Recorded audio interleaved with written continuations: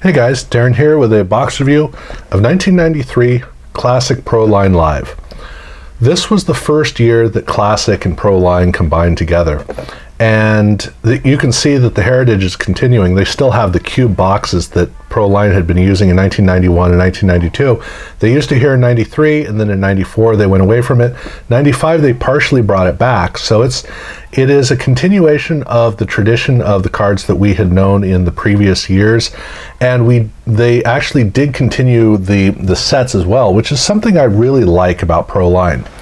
Pro Line started off as Pro Line portraits, just a portrait of a player wearing Pro Line gear.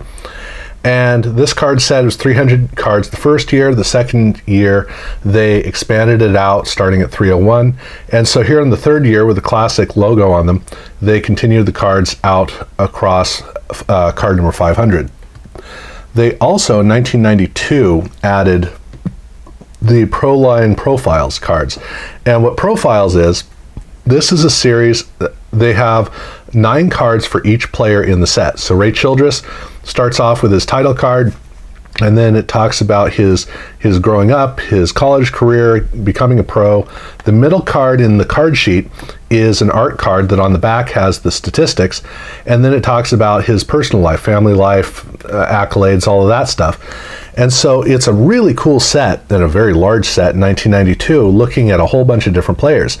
Again, they picked up the cards with card number 496, so 495 in the first year. They picked up with 496 and continued that on.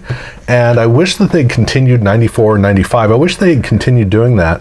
But these 1993 packs were the last time that they had these different types of sets in them, which is a tradition that just, it really was worth continuing on, and it is a shame they didn't. But in 1993, the big thing was they added a regular sports card, a regular football card called Pro Line Live. And well, they'd have to work on the designs because it's not a good design, but this was what the core of the release was.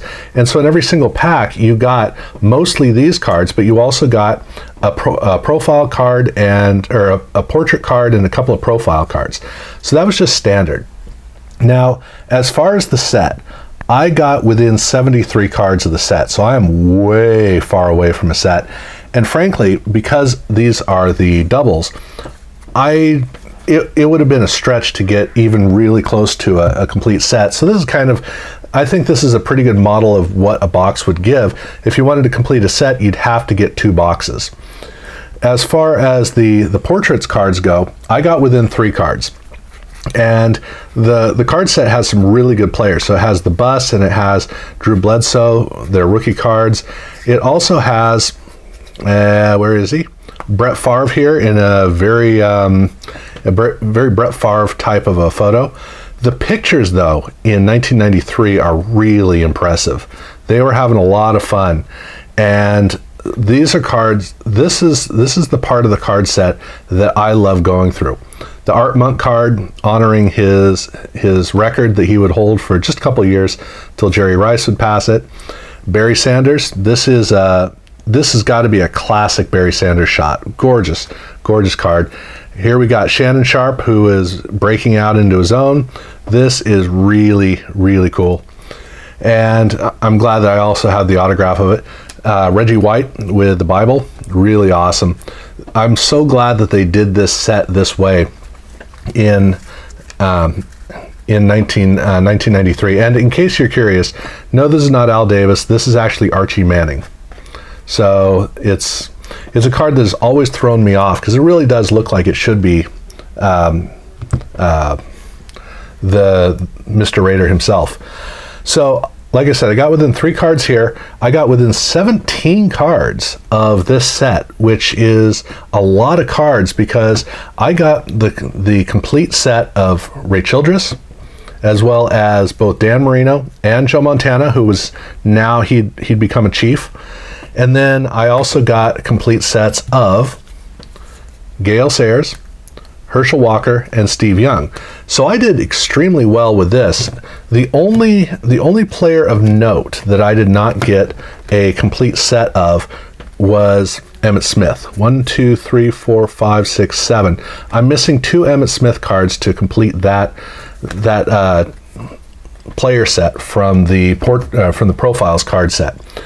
In terms of doubles, I only got 3 doubles of the 4 doubles of the Profiles with 1 Emmitt Smith, and then I only got the Rick Meyer as a double from the Portraits, and then the notable players that I got doubles of from Proline Live were John Elway, Barry Sanders, Marcus Allen, Joe Montana, 2 Bay Area transplants, Drew Bledsoe's rookie, Jerry Rice, and Steve Young, which is not too bad considering how many cards were here.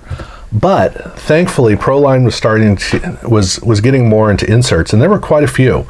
Now they continued their Spirit card set again, and there are, I think it is just the four cards, 6, 7, 28.